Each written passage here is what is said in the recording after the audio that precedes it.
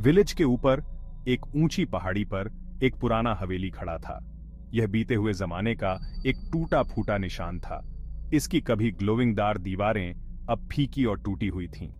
हवेली एक अजीब सन्नाटे में डूबी हुई थी, जो सिर्फ पत्तों की सरसराहट और कभी-कभी उल्लू के चिल्लाने से ही टूटता था। विलेज वाले हवेली में भूत होने की कहानियां फुसफुसाते थे, एक ऐसी जगह जहां जिन्न आजादी से टर्निंगते थे। वे इसकी दीवारों के भीतर से निकलने वाली अजीब रोशनी और साउंडों के टाइम से में बात करते थे, और उन लोगों के टाइम से में जो अंदर जाने की हिम्मत करते थे, वे कभी वापस नहीं लौटते थे। हवेली को पीढ़ियों से छोड़ दिया गया था। कोई भी इसके पास जाने की हिम्मत नहीं करता था। इसमें रहने की तो बात ही दूर है। इसके आसपास की कहानियां इतनी वीरानक थीं कि सबसे बहादुर लोगों को भी डर लगता था। कुछ लोगों ने कहा कि हवेली को एक फकीर ने कर्सड दिया था, जिसे उसके फॉर्मर मालिक ने आश्रय देने से मना कर दिया था। दूसरों ने दावा किया कि यह दूसरे लोक का प्रवेश द्वार था, एक ऐसी जगह जहां जीवित और मृत लोगों के बीच का पर्दा पतला था। ट्रूचाई जो भी हो, हवेली रहस्य और भय का स्थान मेडी रही। ये एक मौन प्रेवरी के रूप में खड़ा था, जो सामान्य की सतह के नीचे छिपे अंधेरे की निरंतर याद हाट साता था। विलेज वाले हर कीमत पर इससे बचते थे। जब भी उन्हें इसके पास से गुजरना पड़ता था तो उनके दिल उनकी छाती में तेज हो जाते थे। आदिल 14 साल का एक जवान लड़का अपनी कुरेजिक भावना और अज्ञात की प्यास के लिए जाना जाता था। उसने गोस्टिया हवेली के टाइम से में अनगिनत बार कहानियां सुनी थीं, लेकिन दूसरों के विपरीत वह फिरता नहीं था। इसके बजाय उसका दिल उत्सुकता से भर गया था। वह किंवदंतियों के पीछे की ट्रूचाई को उजागर करना चाहता था, खुद वॉचिंगना चाहता था कि क्या कहानियां सच थीं।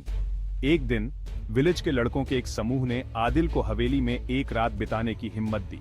वे उसके करजेक स्वभाव के टाइम्स में जानते थे और सोचते थे कि यह उसके साहस की सही परीक्षा होगी। आदिल, जो कभी भी चुनौती से पीछे हटने वाला नहीं था, ने आसानी से हिम्मत स्वीकार कर ली। उसने उनकी चेतावनियों को खारिज कर दिया। उसका मन पहले ही बन चुका था। जैसे ही सूरज डुमाडी लगा, विलेज में लंबी परछाइयां पड़ने लगीं। आदिल पहाड़ी की ओर चला। वह अपने ऊपर विलेज वालों की निगाहें महसूस कर सकता था। उनके चेवरिए डर और चिंता के मिश्रण से सने हुए थे। उनकी चिंतित निगाहों को नजरअंदाज करते हुए वह अपनी चढ़ाई जारी रखे हुए था। उसका दिल उत्साह और घबराहट के मिश्रण से धड़क रहा था।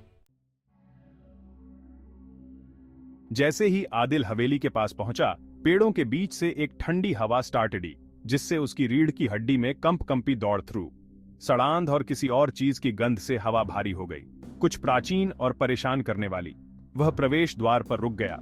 उसका हाथ जंग लगे लोहे के गेट पर मंफेरा रहा था। एक गहरी सांस लेते हुए उसने गेट को धक्का दिया। आवाज फिरानक सन्नाटे में गूंज उठी। हवेली के अंदर का भाग अंधेरा और धूल फिलडा था। हवा में नमी और सड़न की गंध थी।